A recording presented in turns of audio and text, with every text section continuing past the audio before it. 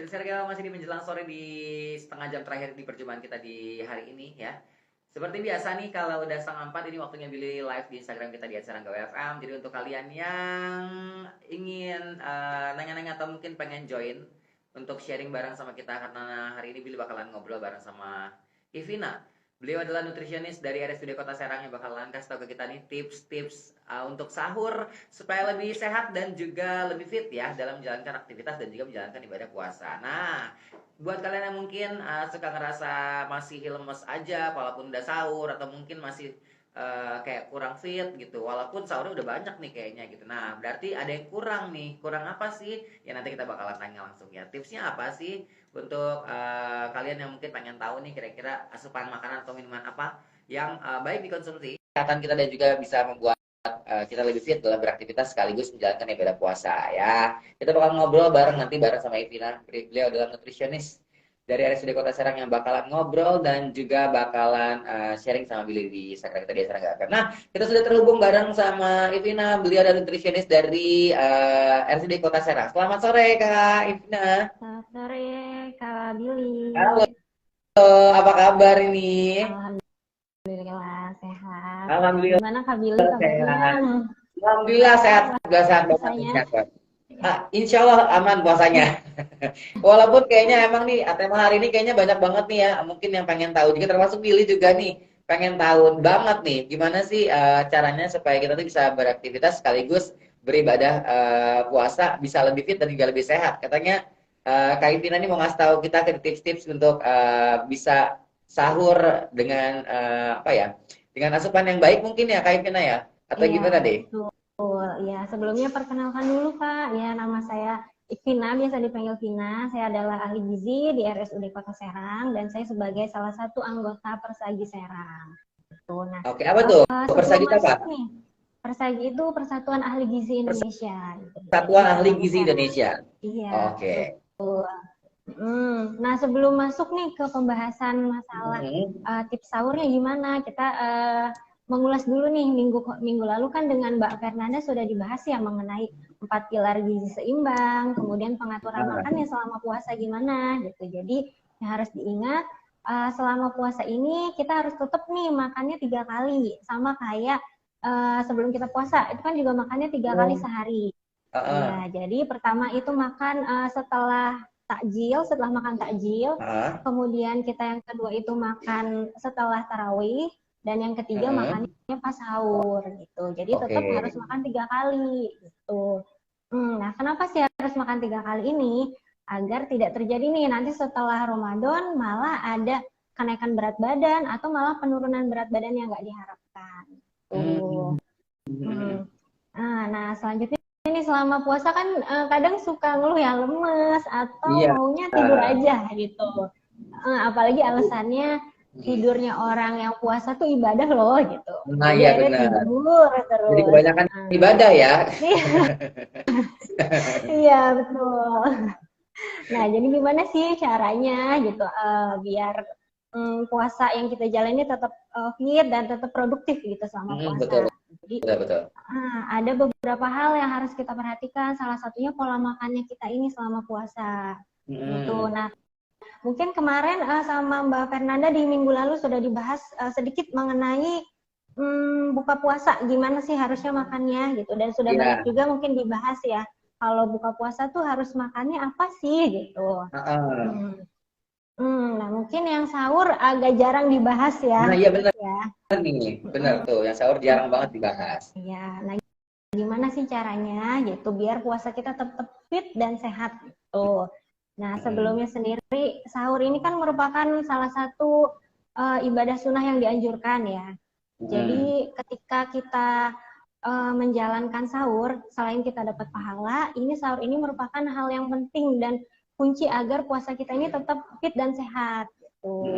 Jadi jangan sampai skip di sahurnya gitu. Gimana kita mau fit kalau sahurnya aja kita nggak makan gitu. Makan sahur di skip. Nah, yang harus diperhatikan itu pertama waktunya. Waktunya itu di Indonesia sendiri kan waktu puasa sebenarnya 13 jam ya, kurang lebih. Betul. Nggak terlalu lama, tapi juga nggak terlalu singkat dibanding negara-negara lain. Iya. Ya. Nah, sahur yang tepat itu adalah yang mendekati waktu imsak, ya kira-kira 30 menit lah. Hal ini juga sesuai ya dengan hadis Nabi Rasulullah Shallallahu Alaihi Wasallam bersabda, segerakanlah berbuka dan akhirkanlah sahur. Gitu. Kenapa sih sahur ini diakhirkan? Gitu agar pas kita mulai puasa atau pas mulai imsak itu lambungnya masih dalam keadaan penuh. Gitu. Baru mulai proses pencernaan. Misalnya nih, kadang ada yang masih bangun jam 2 pagi. Sekalian deh sahur aja sekarang gitu. Misalnya mungkin sering ya kayak anak kos itu sering banget kayak gitu ya. Sekalian deh gitu daripada ketiduran gitu. Efeknya apa sih gitu. Nanti kalau misalnya kita kita sahur jam 2, sekitar jam 2. Nah, si lambung ini akan memproses makanan itu kan kira-kira 3 sampai 4 jam. Tergantung jenis makanan kita dan tergantung juga dari kondisi tubuhnya. Gitu. Kalau kita makan jam 2, berarti 3 jam setelahnya itu sekitar jam 5 itu lambungnya udah dalam keadaan kosong. Gitu. Jadi akhirnya kan udah mulai ngerasa lebih cepet nih laparnya. Jam 5 aja udah lapar gitu. Nanti yang ada akhirnya kan nggak produktif ya. Kepikirannya lapar, perutnya nggak enak gitu. Jadi nggak fit dan nggak sehat nih selama puasanya gitu. Itu dari waktunya. Iya benar. Jadi akhirnya lemes gitu. Makanya kenapa disarankan sahurnya diakhirkan. Oke. Minimal setengah jam sebelum imsak lah ya. Iya, betul. Nah, yang selanjutnya apalagi nih yang harus diperhatikan itu jenis makanannya. Ini penting nih. Penting nih. Nah, sebelumnya sebenarnya sudah dibahas sedikit di minggu lalu, itu mengenai tumpeng gizi seimbang dan isi piringku. Nah, yang belum tahu nih apa sih tumpeng gizi seimbang itu, mungkin bisa sambil di googling ya, apa sih tumpeng gizi seimbang itu, gitu seperti apa. Jadi kalau dulu kita mengenalnya istilahnya 4 sehat 5 sempurna. Oke. Benar nggak ya? Betul. Nah, sekarang itu udah nggak dipakai lagi tuh. Jadi kita sekarang makainya yang ke isi piring food dan tumpeng gizi seimbang. Oke. Nah, yang pertama dari kalau bisa dilihat di tumpeng itu yang paling pertama adalah yang paling bawah itu cairan. Berarti semakin ke bawah itu semakin yang harus kita penuhi nih, semakin banyak harus kita penuhi. Itu kebutuhan cairan. Jadi cukupi hidrasi tubuh kita gitu. Berapa sih anjuran konsumsinya? Minumnya gitu ya selama sahur. Itu juga penting. Biasanya kadang ada yang minum aja deh yang banyak gitu. Akhirnya nanti pas setelah sahur malah kita bolak-balik kamar mandi ya. Iya, jadi beser ya. Iya, betul. Nah, harusnya seberapa sih cairan itu gitu. Nah, ini juga sebenarnya sudah disinggung nih minggu lalu, saya ulang kembali ya untuk anjurannya itu kan kita sehari itu butuhnya 8 gelas ya atau 2 liter. Nah, pas sahur kita minumnya seberapa? Itu bisa 1 gelas setelah kita bangun tidur atau sebelum makan sahur. Kemudian 1 gelas lagi setelah makan sahur. 1 gelas lagi itu antara waktu imsak mendekati imsak atau antara imsak dan subuh kan masih ada jeda waktu 10 menit ya. Masih ada ya. Nah, ya itu bisa dipenuhi di situ 3 gelas saat sahur. Nah, 5 gelasnya lagi agar cukup nih sampai 2 liter itu bisa dipenuhi pas ketika buka puasa. Oke. Berarti itu anjurannya 3 gelas lah ya untuk sahur ya? Ya, minimal ya. Gitu biar hidrasinya juga baik tubuhnya gitu ya. Kalau kita kurang dari situ bisa jadi dehidrasi, misalnya lemes, nggak fit, ya sama aja nanti ujung-ujungnya puasanya lemes. Iya betul. Oke, itu yang pertama tuh ya, penuhi dulu cairan ya. Kemudian yang selanjutnya konsumsilah karbohidrat kompleks. Nah, kenapa sih? Contohnya dulu deh karbohidrat kompleks itu kayak apa sih?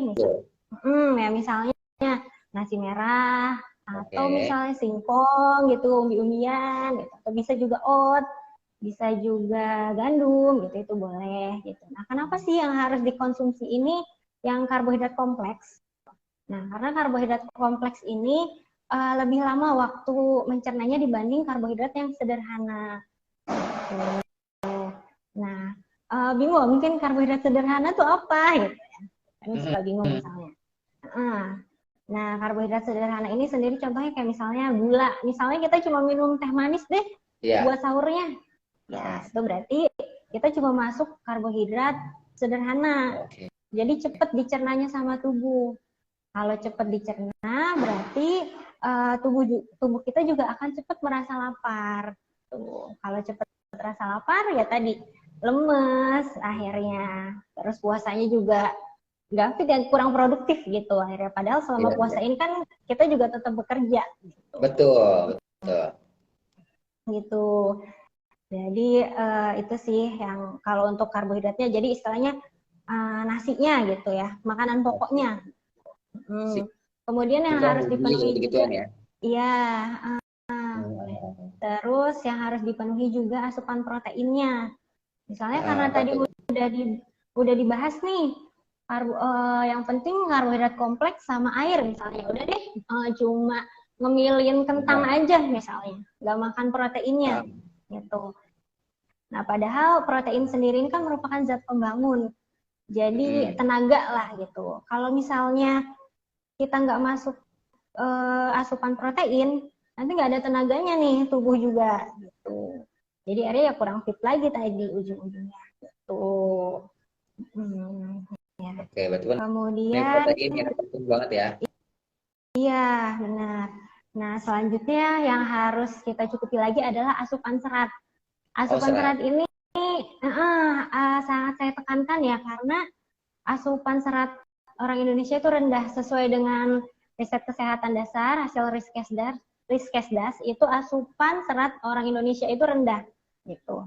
Serat ini sama kayak karbohidrat kompleks. Jadi kalau kita mengasup serat itu berarti serat yang dicerna di tubuh itu juga lebih lama gitu. Jadi kan akhirnya kita lebih merasa kenyang. Makanya kenapa harus ada serat nih selama sahur gitu. Jadi biar kita juga tetap fit lah gitu, seger terus gitu.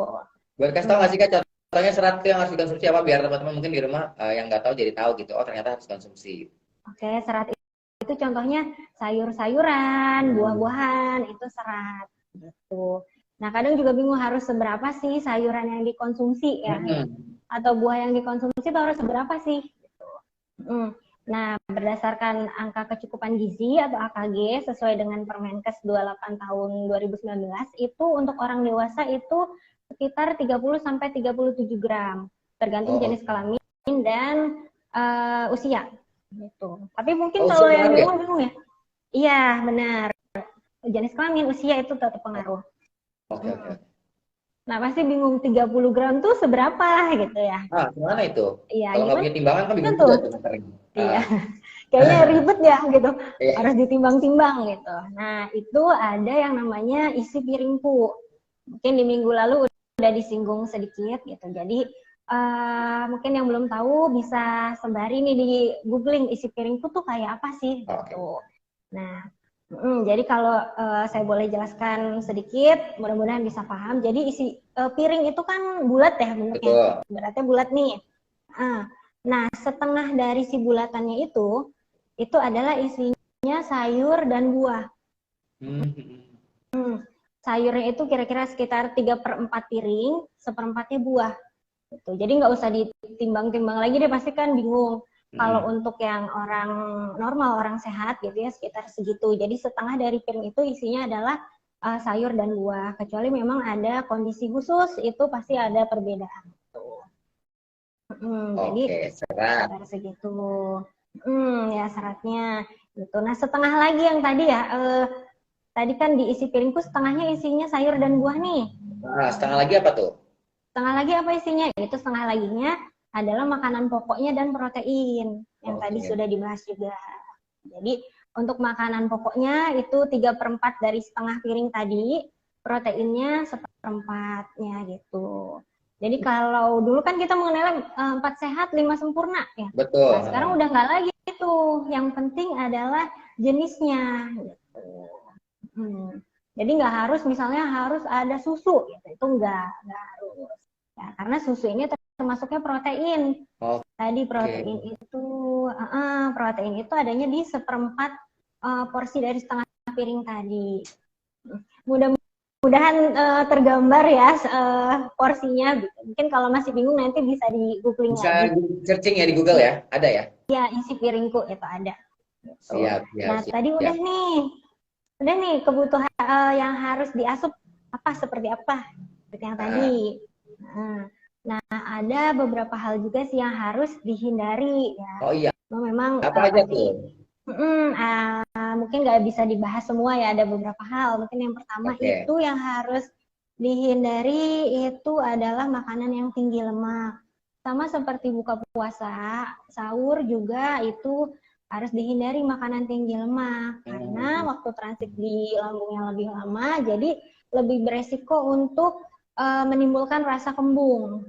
Gitu. Misalnya makan bubur kacang hijau pakai santan, gitu. Kan pasti lebih ngerasa kembung gitu dibanding yang nggak ada santan, gitu.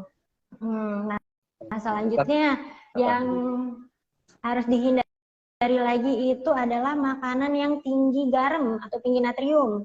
Gitu. Misalnya nih kadang suka anak kos mau makan sahurnya pakai mie instan aja deh, yang gampang, gitu.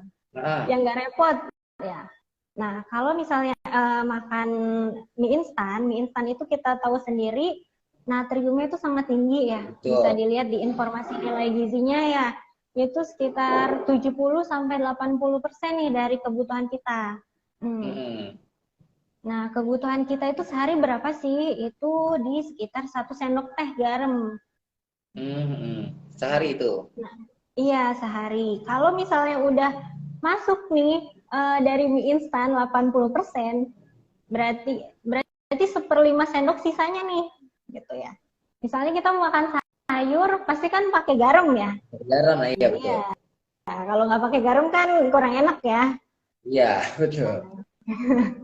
Jadi akhirnya nanti kan kalau misalnya kita udah makan mie, kita makan yang lain juga yang sudah ditambahkan garam ketika pemasakan, kan nanti lebih garam yang kita asupnya itu berlebihan gitu. Tambah lagi ya? Kalau berlebihan, benar. Kalau berlebihan apa sih efeknya? Berarti semakin banyak garam yang masuk ke dalam tubuh, maka semakin banyak tubuh membutuhkan cairan. Jadi akhirnya kita lebih cenderung merasakan haus gitu. Dan kita puasa 13 jam, menahan haus, ini lebih haus lagi gitu. Jadi itu kan nggak disarankan ya, karena nanti akhirnya puasa kita kurang fit nih. Apakah itu faktor-faktor juga yang bikin orang kalau puasa jadi lebih gemuk? Karena apa nih? Natrium. Ya, iya, natrium dan juga lemak tadi itu. Oh iya, bisa jadi ya? makannya berlebihan. Misalnya karena nggak sahur, akhirnya nanti pas buka makannya berlebihan. Jadi itu bisa jadi juga kenapa akhirnya pas puasa malah jadinya gemuk gitu ya. Jadi berat badannya bertambah gitu. Gitu. Nah, selanjutnya harus dihindari juga itu makanan yang terlalu pedas gitu. Takutnya kan nanti ada malah diare ya. Kalau diare nanti dehidrasi juga gitu atau ke gastritis. Jadi makanan pedas juga harus dihindari ya? Iya. Mungkin yang terakhir satu lagi yang harus dihindari itu kafein. Kafein ini contohnya teh atau kopi ya. Kenapa sih harus dihindari? Itu karena kafein ini sifatnya diuretik atau membuat tubuh kita tuh sering buang air kecil. Udah kita puasa, nggak ada asupan cairan yang masuk selama 13 jam, tapi kita jadi sering buang air kecil. Iya, benar. Jadi akhirnya jadinya dehidrasi gitu. Itu sih. Sama yang terakhir yang harus diperhatikan adalah jumlahnya. Jumlahnya mungkin tadi sudah dibahas sedikit di isi piringku itu. Oke. Ini semoga bermanfaat ya untuk jasa yang mungkin selama ini kurang paham. Kok bisa sih udah sahur tapi masih lemes, masih nggak fit? Nah ternyata sudah dijelaskan nih tadi sama Kak Ivina kalau misalnya harus diatur ternyata ya pola makannya, ya apa yang diasup. Jadi kalau kalian pengen mungkin kalau pengen konsultasi lebih lanjut Kak, gimana caranya Kak? Ini untuk teman-teman yang mungkin karena waktu kita terbatas, terus mereka pengen konsultasi lebih lanjut, bisa kemana nih? Mm-mm. Bisa boleh lewat Instagram saya Hmm. @ikpinaur atau bisa langsung ke RSUD juga nggak masalah. Tuh. Oh, oke, oke, oke, oke. Mm-mm. Sebetulnya penasaran sih, pengen nanya gimana sih biar kalau bulan puasa ini kita nggak gemuk atau nggak kurus gitu, karena kan banyak perubahan biasanya kalau bulan puasa. Tapi kayak kita bahas di minggu-minggu berikutnya kali ya Kak ya. Iya boleh karena biar lebih enak nih bahasnya full ya. Mm-mm. Bisa lebih Kalau ini jelas. kan kayaknya nanti kita kepotong-potong nih, karena mungkin banyak juga yang penasaran kan, kok bisa sih bulan puasa Iya, tuh bikin orang kita makin gemuk atau makin kurus gitu. Nah itu iya. kenapa dan apa yang Nah, harus dijaga dilakukan sih sebetulnya. Nanti ya. kita bakalan Mm-mm. bahas nanti ya. Mm-mm. Boleh, boleh. Ya, Oke, gitu. siap-siap. Kak Ivina, terima kasih banyak atas waktunya ya. Mohon maaf nih, kita udah ganggu waktunya. Masih Iya, kerja kan nih? terima kasih. Sudah pulang, Kak. Oh, udah pulang ya. Udah Iya, kalau gitu berarti mau siapin makanan buat buka mungkin ya iya. sekarang ya. Siap-siap. Iya, benar Lancar sekali, Kak. puasanya ya Kak Ivina ya. Sehat-sehat terus Ya, ya. amin. Iya, semoga lancar juga puasanya untuk Kak Billy dan seluruh pendengar Sergau FM. Siap-siap. Sampai ketemu lagi. Sehat-sehat. Salam sama keluarga. Salam juga sama teman-teman dari semua RSUD Kota Serang. Semoga semuanya sehat dan bisa Oke, melayani masyarakat dengan baik. Oke? oke, terima kasih. Siap. Terima kasih Kak Ivina. Assalamualaikum. Waalaikumsalam. Oke. Itu dia.